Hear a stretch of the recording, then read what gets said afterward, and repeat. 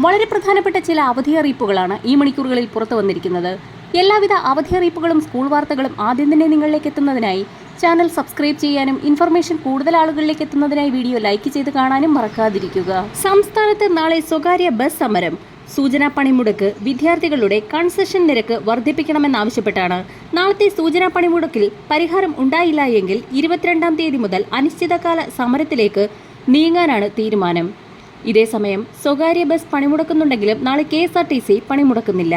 അതിനാൽ സാധാരണ പോലെ തന്നെ സർവീസുകൾ KSRTC നടത്തുന്നതായിരിക്കും. എന്നാൽ ചില സ്കൂളുകൾ സ്വകാര്യ ബസ്സുകളെ ആശ്രയിക്കുന്നതിനാൽ ഈ സ്കൂളുകളുടെ പ്രവർത്തനത്തെ നാളത്തെ ബസ് സമരം ബാധിക്കാൻ ഇടയുണ്ട്. സർക്കാർ ഔദ്യോഗികമായി നാളെ എവിടെയും അവധി പ്രഖ്യാപിച്ചിട്ടില്ലെങ്കിലും സ്കൂളുകളുടെ പ്രവർത്തനത്തെ ബാധിക്കുകയാണെങ്കിൽ ആ സ്കൂളുകൾ നേരത്തെ വിടാൻ സാധ്യതയുണ്ട്. ഇതേസമയം സ്വകാര്യ ബസ് പണിമുടക്കിന് പിന്നാലെ നാളെ അർദ്ധരാത്രി മുതൽ ദേശീയ പണിമുടക്ക് ആരംഭിക്കുകയാണ്. കേന്ദ്ര സർക്കാരിന്റെ തൊഴിലാളി വിരുദ്ധ നയങ്ങൾക്കെതിരെയാണ് സംയുക്ത ട്രേഡ് യൂണിയൻ ബുധനാഴ്ച ദേശീയ പണിമുടക്ക് പ്രഖ്യാപിച്ചിരിക്കുന്നത്. ദേശീയ പണിമുടക്കിന് INTUC ഉൾപ്പെടെയുള്ള സംഘടനകൾ പിന്തുണ പ്രഖ്യാപിച്ചിട്ടുണ്ട്. അതിനാൽ സംസ്ഥാനത്തെ സർക്കാർ സ്ഥാപനങ്ങളിലും വിദ്യാഭ്യാസ സ്ഥാപനങ്ങളെയും പണിമുടക്ക് ബാധിച്ചേക്കും.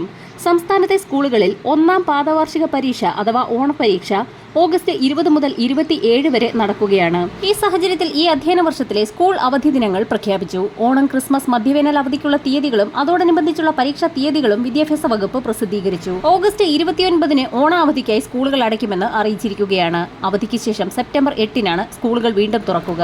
നാളെ അർദ്ധരാത്രി മുതൽ ആരംഭിക്കുന്ന ദേശീയ പണിമുടക്കിൽ കേരളത്തിലെ എല്ലാ വിഭാഗം തൊഴിലാളികളും ജീവനക്കാരും പങ്കെടുക്കുമെന്ന് സംയുക്ത trade union general convener Elamaram Kareem അറിയിച്ചു. യാത്രകൾ ഒഴിവാക്കിയും കടകൾ അടച്ചും എല്ലാവരും സഹകരിക്കണമെന്ന് അറിയിച്ചിട്ടുണ്ട്. ആശുപത്രികൾ, ആംബുലൻസ്, മാധ്യമ സ്ഥാപനങ്ങൾ, പാൽ വിതരണം തുടങ്ങിയ അവശ്യ സർവീസുകളെ പണിമുടക്കിൽ നിന്നും ഒഴിവാക്കിയിട്ടുണ്ട്.